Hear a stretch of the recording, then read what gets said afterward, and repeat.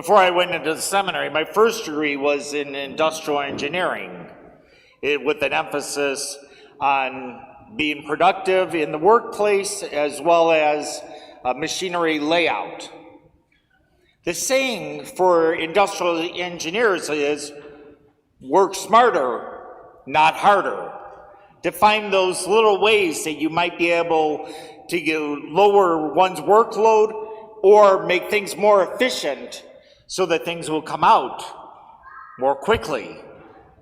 Sometimes in the spiritual life, we try to look for those little ways to be able to work smarter, but not harder. And that doesn't always work. Now, don't get me wrong. I found ways to make it work for me. You know, like in the Handbook of Indulgences. You go into the Handbook of Indulgences, and you can either, like, for a plenary indulgence, fast for like 5 days in there. Or you can get a plenary indulgence by saying this 5-line prayer. Guess which one I choose? But in general, being prepared, growing in the spiritual life is not always that easy. You know, in the first reading, we have that comparison of going up a mountain. As we all know, going up a mountain is very difficult. Well, some people know how hard it is. I don't. But that idea that it is not easy to go to the house of the Lord is sometimes a struggle to be able to be instructed then on what God wants us to do on a regular basis. And so we can't cut corners in certain ways to do that. That sometimes we have to take the arduous path to be growing in our spiritual life. Today we begin our first Sunday of Advent, which prepares us for Christ's coming, prepares us for Christ's coming in history and when he came as a little child.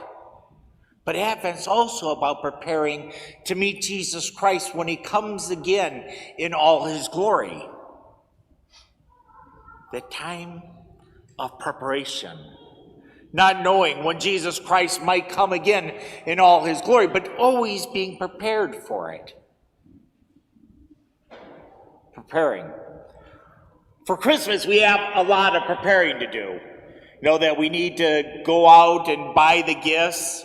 And then sometimes for family members, we need to make sure that we didn't spend more on one person than the other, and then wrap them, clean the house, make invitations for people, send out Christmas cards. The list goes on of all the preparations we need to do for the secular holiday of Christmas. What would you do if all that was taken away? In what ways would you prepare spiritually for Christmas if you didn't have these hundreds of other things to do to prepare for Christmas? Would you pray more? Would you do acts of charity more? Make sure you get to confession? Whatever it might be, what might you do? I ask you to think about that. What would you do differently if all you had to do was to prepare for Christ's coming rather than preparing all the other things? Make a list of them. Make a list of 4, 5, 10, 20, whatever it might be, of things you would do differently. And after you do that, choose 1 or 2 of those things. Look at those 1 or 2 things and try to do them during this Advent season. During this Advent season, so that you are prepared to meet Jesus Christ. Prepared to meet Jesus Christ on Christmas Day. When we recall in history, he came as a little child. Prepare for Jesus Christ when he comes again in all his glory.